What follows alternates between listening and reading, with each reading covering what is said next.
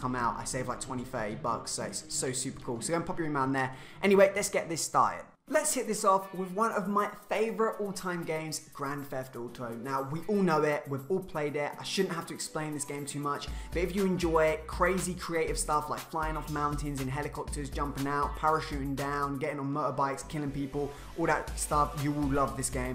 That's basically all I have to intro into GTA, because you're going to know what it is. Now, one of my next all-time favorite games is Just Cause. Now, it has just as much creative elements as GTA, and then some. I'm talking grapple hooks. We love grapple hooks. In this game, and this is one of the only games I've seen this, you can jump out of an aeroplane, get into a car, jump back out of the car, get back into your aeroplane, before you hit the ground, then press the little throttle, accelerate up and fly up to the sky. It is just unbelievable what you can do in this game. Super fun, and also I do love getting the little grapple hook and grapple hooking people to little tin cans, firing at the tin cans, watching the tin cans shoot up in the air and blow them with them. And by tin cans, I mean gas canisters. Super fun.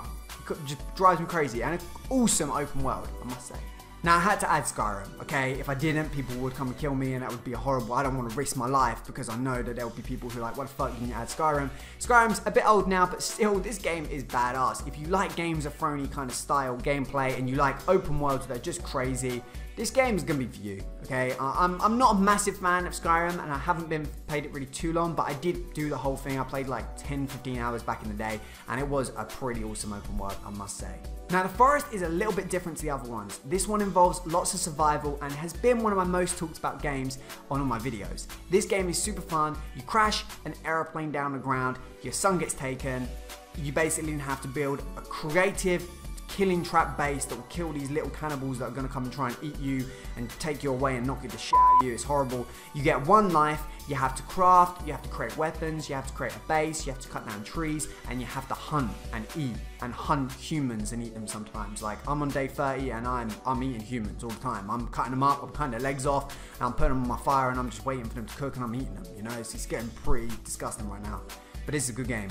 Another game you've probably heard of before is Saints Row. Now, this is a super arcadey style game. It's kind of like an arcadey GTA, and that's why I love it. It's a little bit different. There's airplanes, and I love flying airplanes in open world games. I can't lie about that. There's a really good storyline. There's loads of creativity, and it's got a lot of RPG aspects, which make it a little bit funner than a lot of other games. The maps are super awesome. There's loads of stuff to explore. Again, it's a little bit more cartoony, especially in the latest one that's just come out, but I'm not going to complain. You know, I go to GTA for my realism, which is a really bad thing to say, and I go to Saints Row just to blow stuff up and just have fun, really. Mafia 2 was a really great game.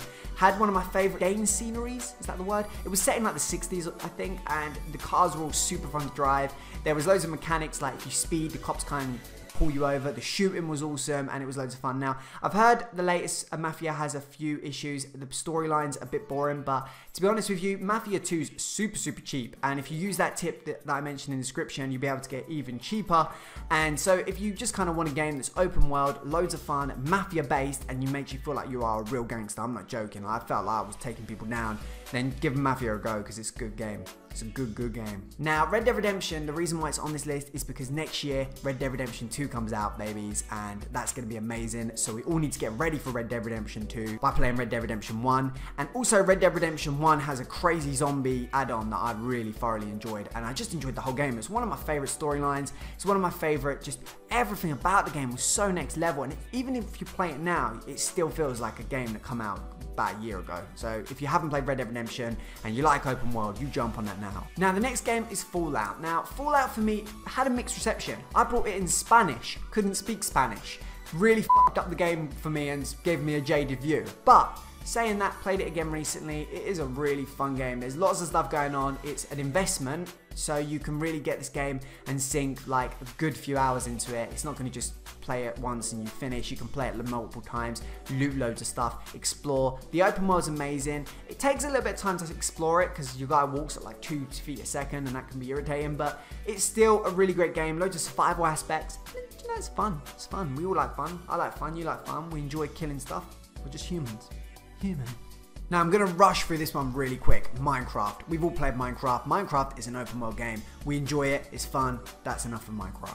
Look, Far Cry is one of my games of choice. It has got a fantastic open world. It has got great game mechanics. It is kind of like Call of Duty mixed with another game that allows you outside, like allows you to explore. The storyline is perfect. Like, it is a really great storyline. There's loads of stuff going on.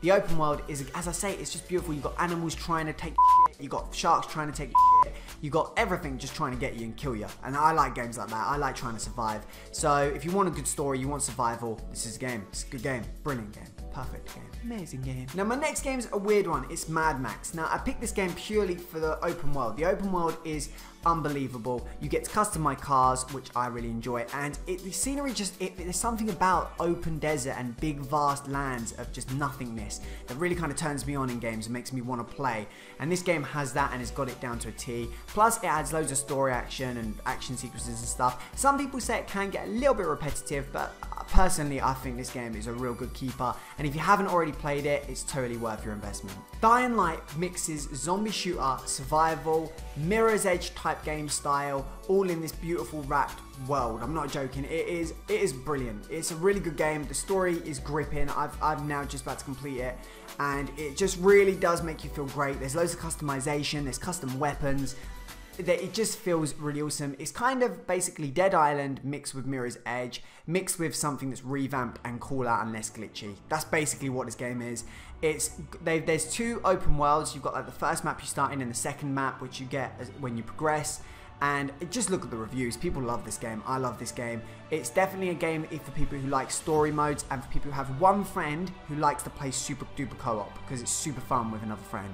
Trust me. Now we're down to the last two games. Game number 2 is Assassin's Creed, a game that I've kind of played here and there, but I've not really played since it upgraded. But again, there's so many people tell me to play this game. So many of my friends have this as one of their favorite games. It's got a really nice open world from what I remember, and the storyline really did complete the game off. I don't know too much about it, but if you like Skyrim kind of feel, you like killing people with swords and stuff, Assassin's Creed's awesome. And our last game is Rust. Now, Rust is the kind of game you spawn in, you get killed by people, you respawn, you build a base, they come and kill you, take your stuff, you build a bigger base, you have more stuff, more people come and kill you and take your stuff, and then eventually you become that person who goes and kills people and takes their stuff, and when that happens, it's liberating.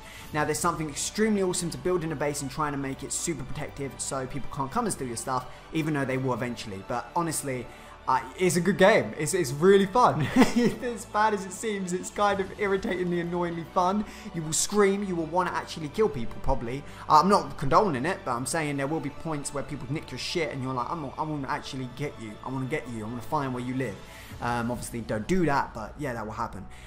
Anyway, that was my final game. I hope you've enjoyed this list. And if you want to know how to get cheap games, please pop your email in. It's a super effective method.